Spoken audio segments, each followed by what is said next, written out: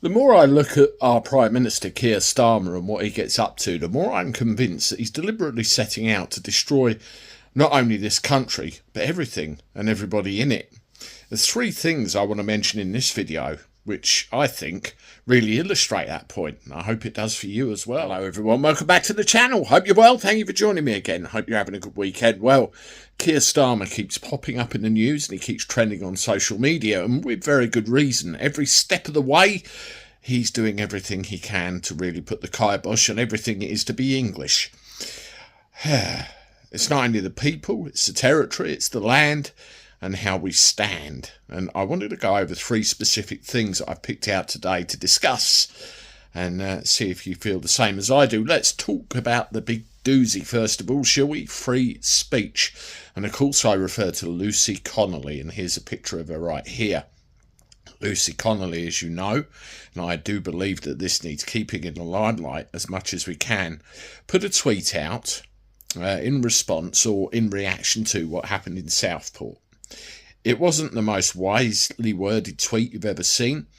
She went for a walk for, maybe not, come back, deleted it, the long and short of it, 31 months inside.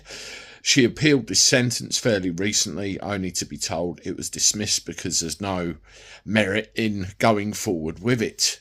All over a tweet when you've got other people who are walking free for far, far worse. And they say there's no two-tier justice in this country of ours. Well, there is a crowdfunder for Lucy Connolly where they're trying to raise money for her family. I put some money into it myself, and I hope you can find your way clear to doing that as well, or sharing the crowdfunder to help out. Lucy Connolly is a perfect example, and obviously Tom is another one, which could be a subject for a video all by itself, of the state acting against individuals who they need shoving out the way, particularly those where you make a big fuss over them and everything about them. Lucy Connolly, you know, the Americans have even become aware of what's going on, and you know, someone in Trump's side of the Atlantic Ocean is going to be looking at it, and I don't blame them. Now, is this the sort of thing where Trump and his administration could turn around and say, well, actually, you need to think about your definition of free speech before we do any trade with you? Maybe that could be embarrassing, couldn't it? Well, the next thing I want to talk about is the European Union, of course, and our relationship with them. Now, just to qualify the fact, I voted to leave the European Union. The European Union, the EU, is exactly that. It's a political union, the same as Great Britain, United Kingdom. It is a political union. They come and go, a bit like the USSR.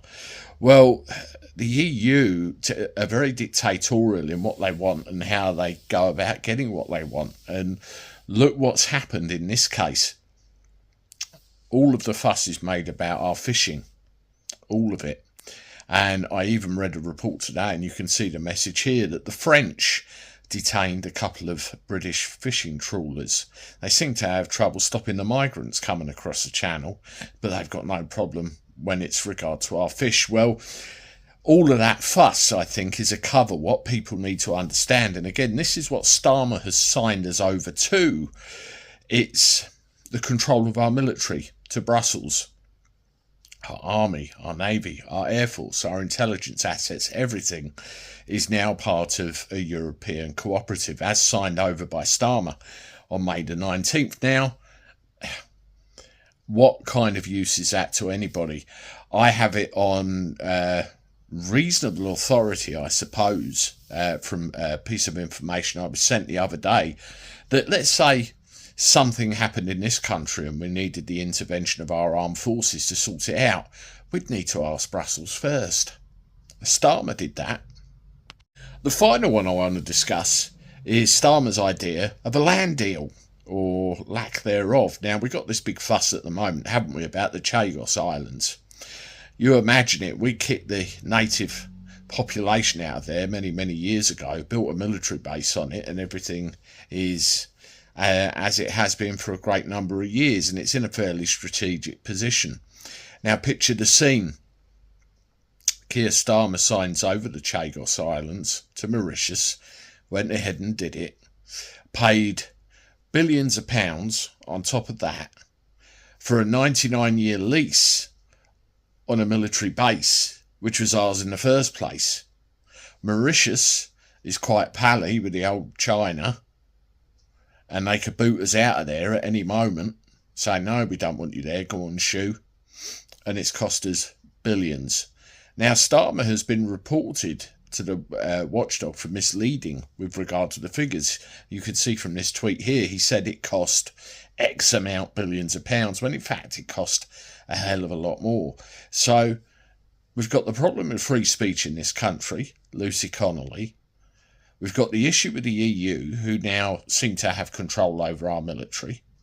And the problem with the Chagos Islands. We are now strategically weaker than we were, and billions more out of pocket, all because of Starmer and his cronies.